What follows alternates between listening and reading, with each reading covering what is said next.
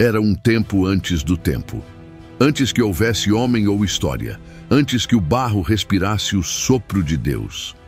Na vastidão sem tempo do céu, onde apenas o louvor eterno preenchia o silêncio, houve um estremecimento, uma vontade insurgente que não nasceu da luz, mas da sombra do orgulho.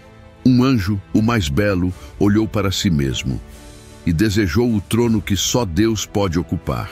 Foi ali, naquela fresta do infinito, que nasceu a primeira batalha, não com lanças, mas com glórias feridas, não com sangue, mas com desobediência.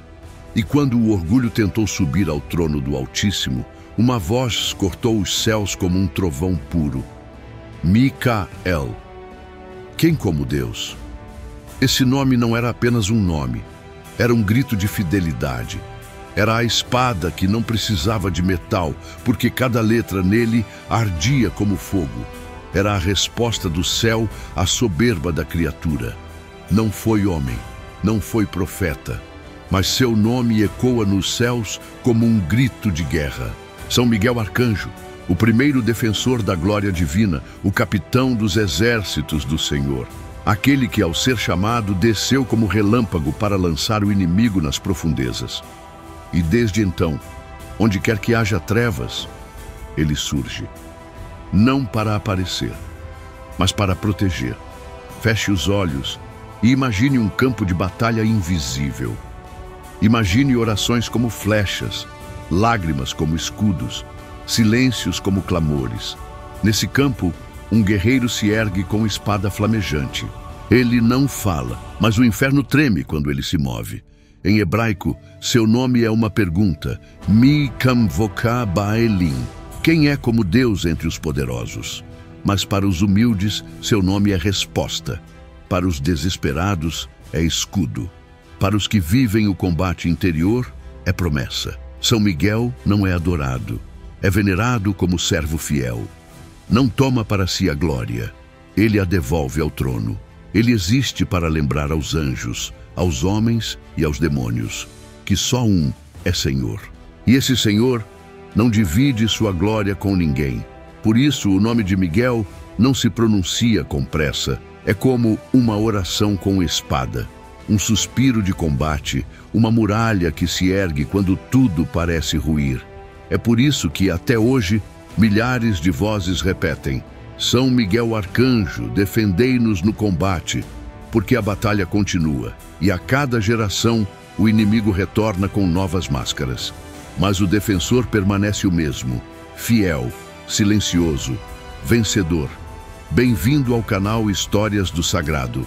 Aqui cada palavra é um degrau rumo ao invisível. Se esta história já começou a tocar sua alma, inscreva-se. Junte-se a nós nessa peregrinação de fé, memória e mistério. Não foi uma queda de corpos, foi a queda do louvor. Foi o momento em que um anjo, envolto em beleza, olhou para a própria luz e se esqueceu de sua origem.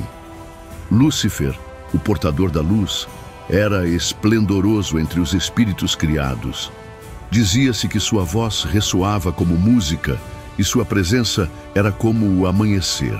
Mas a beleza que deveria levá-lo ao louvor o levou ao orgulho. Ele desejou ser adorado. Não bastava mais servir.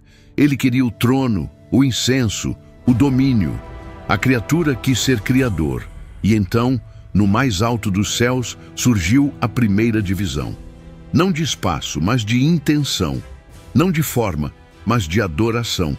O Apocalipse narra com palavras densas.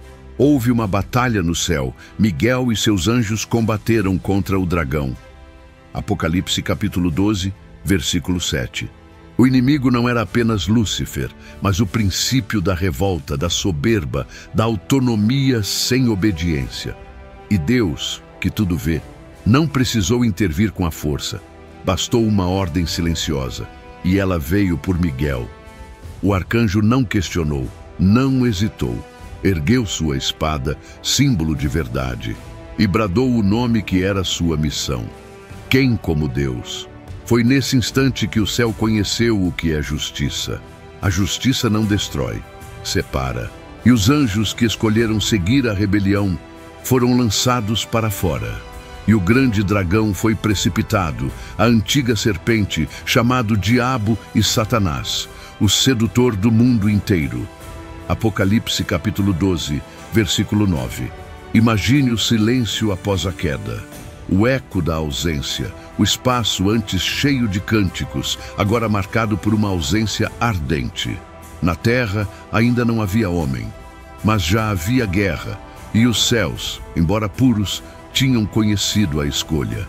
São Miguel não venceu por poder, mas por fidelidade. Foi a obediência que lançou o inferno abaixo. Não foi milagre, foi obediência.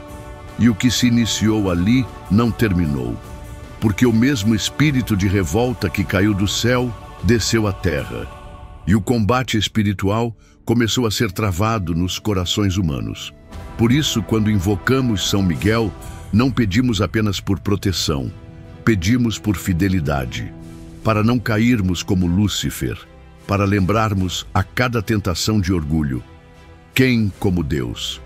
A batalha que dividiu os céus, hoje divide nossas escolhas, e o arcanjo ainda empunha sua espada, não contra o corpo, mas contra tudo que tenta roubar o trono de Deus em nossa alma. Agora, se você ouvir um silêncio, pode ser que Miguel esteja passando. E se ele passar, que nos encontre em adoração, não em rebelião. Em tempos antigos, quando os profetas caminhavam entre as pedras do deserto e o povo de Deus vivia sob ameaça constante, uma presença silenciosa os acompanhava. Não era vista com olhos carnais, mas sentida nos livramentos, nos sinais e na coragem que brotava mesmo em meio ao medo. Era Miguel, o arcanjo, o escudo invisível de Israel. No livro de Daniel, ele aparece não como uma figura simbólica, mas como um ser real, um príncipe celeste designado por Deus para guardar a história de um povo que carregava a promessa.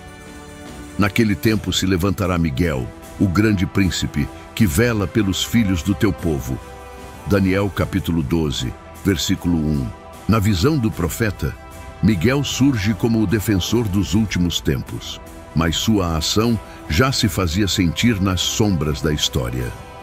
Sempre que o povo estava prestes a ser esmagado, sempre que a aliança parecia prestes a se romper, um livramento acontecia. E os santos antigos sabiam, o arcanjo estava ali. Mas o que significa ser o protetor de um povo? Não é apenas livrar de perigos externos, é proteger a fé, guardar a promessa, suster a esperança quando tudo parece desmoronar. Imagine as noites em que Jerusalém dormia, cercada por inimigos, e mesmo assim um silêncio sagrado pairava sobre os telhados, porque um exército invisível vigiava, e à frente deles estava Miguel. Ele não age sozinho, é príncipe entre os anjos, general de um exército celeste. E sua função não é brilhar, mas combater. Sua espada não se move por vaidade, mas por missão. E essa missão continua. Porque o povo de Deus não é apenas Israel antigo, é cada batizado, cada alma que carrega o nome de Cristo. Hoje, nós somos os filhos sob o cuidado do mesmo príncipe celestial. Somos o campo onde ele planta coragem. Somos a terra onde sua proteção ainda se manifesta. A Igreja ensina que São Miguel é guardião da Igreja Universal. E cada vez que ela é perseguida, caluniada ou ameaçada, seu escudo se ergue em defesa da verdade. Às vezes, em milagres. Às vezes, no silêncio dos mártires. Mas sempre com fidelidade. Feche os olhos e veja, um povo marchando entre desertos, inimigos, dúvidas, mas acima deles, uma espada flamejante traçando uma linha entre o medo e a fé. Essa linha se chama Miguel. E se hoje você sente que caminha por territórios perigosos, lembre-se, você pertence ao povo guardado por um guerreiro que nunca perdeu uma batalha. Não porque ele seja invencível, mas porque ele luta em nome de quem é. Quem como Deus? Há uma hora em que os sinos não tocam, Uma hora em que o corpo já não responde e o mundo inteiro parece distante. É a hora do último suspiro, do último olhar, do último pensamento. Ali, quando a alma se desprende do corpo, algo invisível se aproxima. A tradição da Igreja, sustentada por séculos de fé e oração, afirma: São Miguel Arcanjo é o grande defensor das almas na hora da morte. É ele quem conduz os justos à presença de Deus. É ele quem, com sua balança espiritual, pesa as obras, examina os corações e separa o eterno do passageiro. Na antiga liturgia romana, durante a missa de Requiem, uma súplica se elevava em latim: Signifer sanctus Michael repraesentet eas in lucem sanctam. Que o estandarte sagrado de Miguel conduza as almas à luz santa. Não é poesia, é doutrina viva. Os padres da Igreja, como São Basílio, ensinaram que os anjos acompanham a alma no momento da morte. Mas entre todos eles, um se destaca como líder e defensor: Miguel. Ele não apenas combate por nós, ele caminha conosco até o limiar da eternidade. Imagine agora a cena que nenhum olho humano jamais viu: um leito silencioso, um quarto escuro, uma vela ainda acesa. E de repente, uma luz que não é deste mundo entra no ambiente, não como um clarão, mas como uma presença, silenciosa, poderosa, inconfundível. A alma, em seus últimos instantes, vê o invisível. E aquele que lutou por ela durante a vida, agora vem buscá-la. Miguel estende a mão, mas não força, ele convida. E enquanto o corpo esfria, a alma sobe, passando por territórios que os santos antigos chamavam de regiões do ar, onde os espíritos malignos tentam pela última vez acusar e enganar. Mas nenhuma acusação prevalece quando Miguel caminha ao lado. Ele é, como diz a ladainha dos santos, o condutor das almas ao paraíso. E não vem com força bruta, mas com autoridade. A mesma autoridade que lançou Lúcifer no abismo, agora guia os justos à eternidade. Por isso, tantos santos invocaram São Miguel ao sentirem a morte se aproximar, porque sabiam que naquele momento não há riqueza, fama ou poder que ajude. Só há dois aliados: a misericórdia de Deus e a espada de Miguel. Em muitas representações antigas, ele aparece com uma balança na mão esquerda e a espada na direita. A balança não pesa pecados, pesa o amor, pesa o arrependimento, pesa a entrega. E a espada não fere, protege. Corta as correntes do medo, afasta as sombras da dúvida, abre caminho até o trono. Feche os olhos e imagine: se hoje fosse sua hora, quem estaria à sua cabeceira? Se você entregou sua vida à fé, se lutou o bom combate, se perseverou até o fim, pode confiar, ele virá, e você não estará só. Em certas batalhas, o inimigo não se vê, mas sente, não se ouve, mas sussurra. Não se aproxima com armas, mas com tentações. E quando os muros da alma cedem, é ali que ele entra. Mas há um nome, além do nome de Jesus, que os espíritos das trevas odeiam ouvir. Não por medo físico, mas porque ele representa tudo o que eles rejeitaram: obediência, humildade, fidelidade. Esse nome é Miguel. Os exorcistas da Igreja, homens treinados na ciência e na fé, testemunham geração após geração um fato que desafia a lógica. Quando o nome de São Miguel é invocado, algo muda. O ambiente treme, o demônio se contorce e a possessão começa a ruir. Não por superstição, mas porque Miguel é o único, além de Maria, mencionado diretamente nos ritos de exorcismo. E sua missão, desde a primeira queda, é clara: combater o inimigo de Deus onde quer que ele tente se erguer. A oração mais poderosa composta em sua honra veio de um papa, Leão XIII. Reza a história que, após celebrar a missa em 1884, o Santo Padre teve uma visão aterradora. Viu Satanás pedindo permissão a Deus para tentar destruir a igreja. E viu Miguel descendo do céu para enfrentá-lo. Ao voltar de sua experiência mística, o Papa escreveu de próprio punho a oração que até hoje ecoa nas igrejas. São Miguel Arcanjo, defendei-nos no combate. Ela não é um poema, é uma ordem. Um grito de guerra contra as forças invisíveis. E por anos foi rezada ao final de cada missa no mundo inteiro. Porque o Papa sabia, o demônio teme o exército, mas foge do general. Os relatos de exorcismo são unânimes. Ao ouvir a oração de São Miguel, os espíritos impuros se revoltam. Chamam-no de o destruidor, o perseguidor dos condenados, o fogo do céu. Eles sabem quem ele é. Eles se lembram de sua queda e sabem quem os lançou no abismo.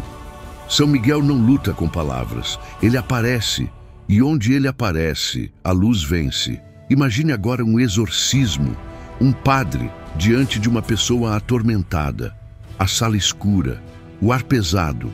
O mal se manifesta em gritos, blasfêmias, insultos. E de repente, o sacerdote ergue a cruz e com voz firme proclama: São Miguel Arcanjo, defendei-nos no combate. Sê nosso refúgio contra as maldades e ciladas do demônio.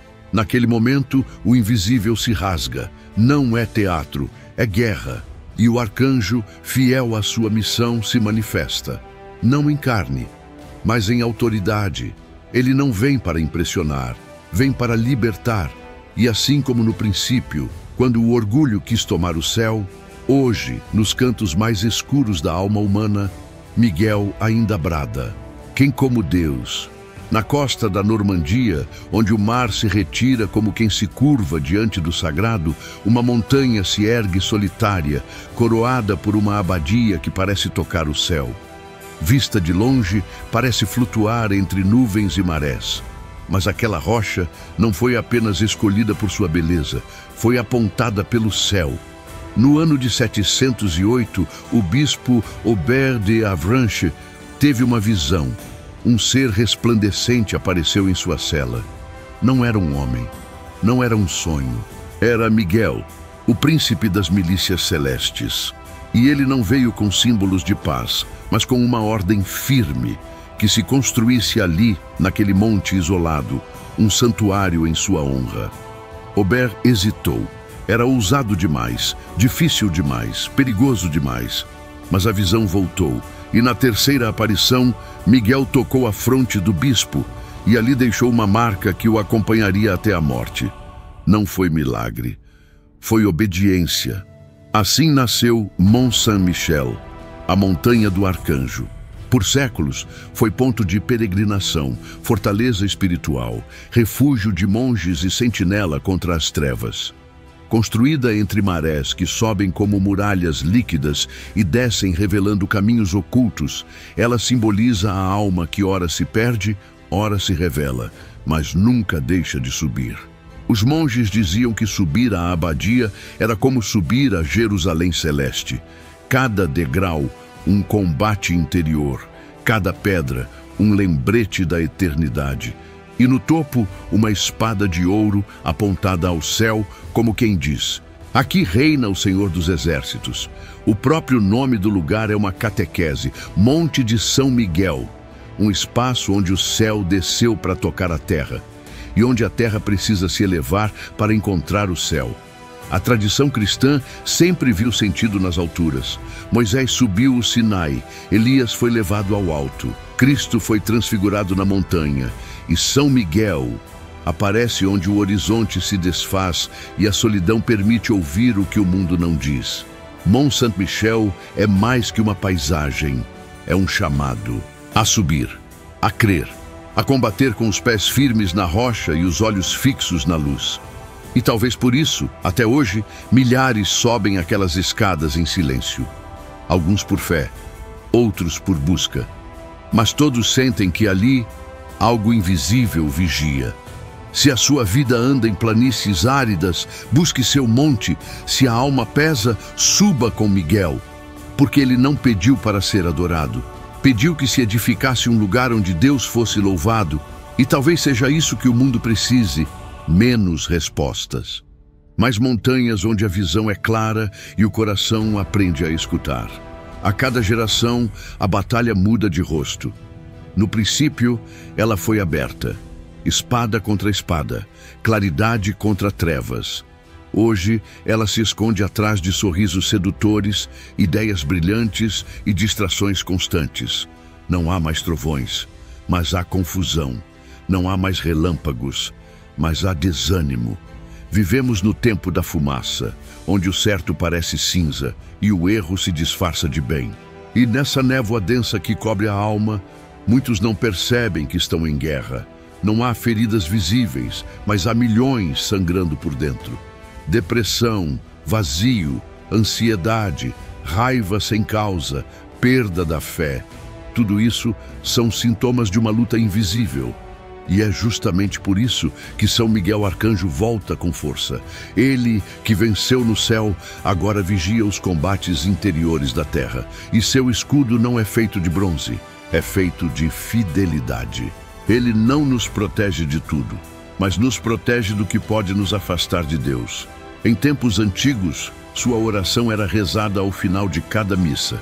Hoje, ela é redescoberta como uma lâmpada acesa em meio à escuridão moderna.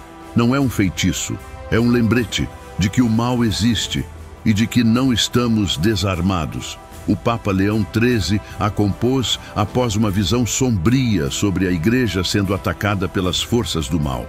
Mas o que mais impressiona é que tudo o que ele viu naquela experiência profética parece estar acontecendo agora. Crise na fé, escândalos, divisões, abandono dos sacramentos.